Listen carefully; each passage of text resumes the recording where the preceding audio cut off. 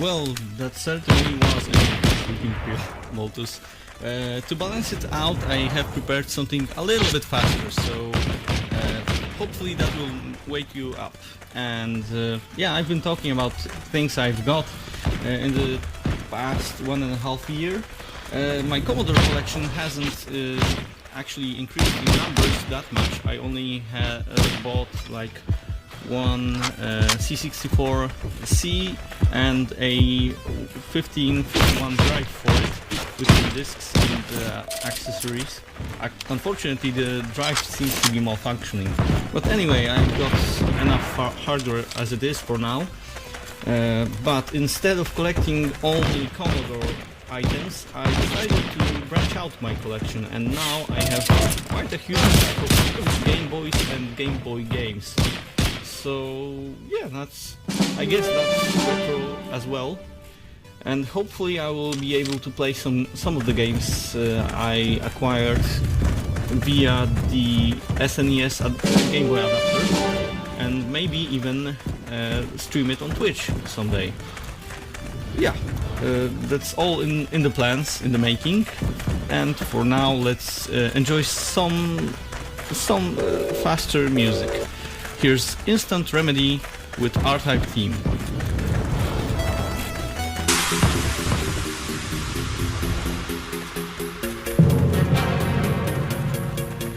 Une grande flotte de combattants ont été envoyés pour arrêter les étrangers.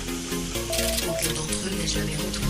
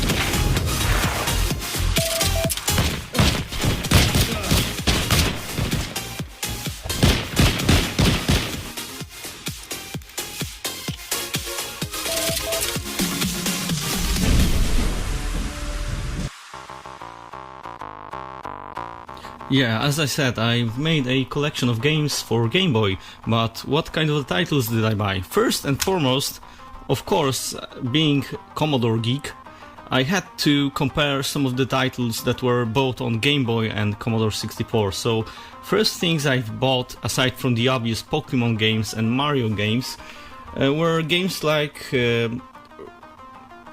Zool, which is also featured on Amiga.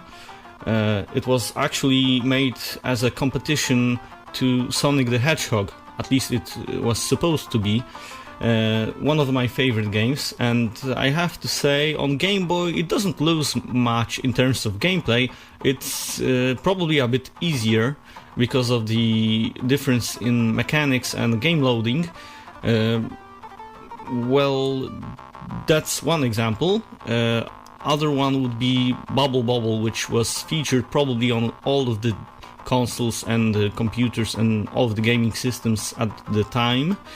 Yeah, it's quite good. It lacks the multiplayer a bit. I know it probably can be achieved by connecting the two Game Boys together with the link cable, but it's not the same thing when you don't have the whole screen, the whole level on one screen at the same time. So it differs a bit, but it's an interesting difference and interesting experience to play the game that you know so very well, and it's somehow different to the degree that you still enjoy it as something new. There's a lot more examples of games that I actually bought for Game Boy. What comes to mind is Kung Fu Master. That's also one of the games I bought, but it doesn't seem to be too complicated. No improvements over the C64 version. I would even say probably that the C64 version is far superior to that of the Game Boy. Yeah, if I remember something more, I know that there were more, like Bomb Jack and Mr. Doe, and a lot more games that I bought for both systems. Yeah, I will just ramble on, and let's get back to some requests. Who was it? Let me quickly check. It was Lord Evil. You requested Pappy 64 with Light Force, and I'm happy to grant that request.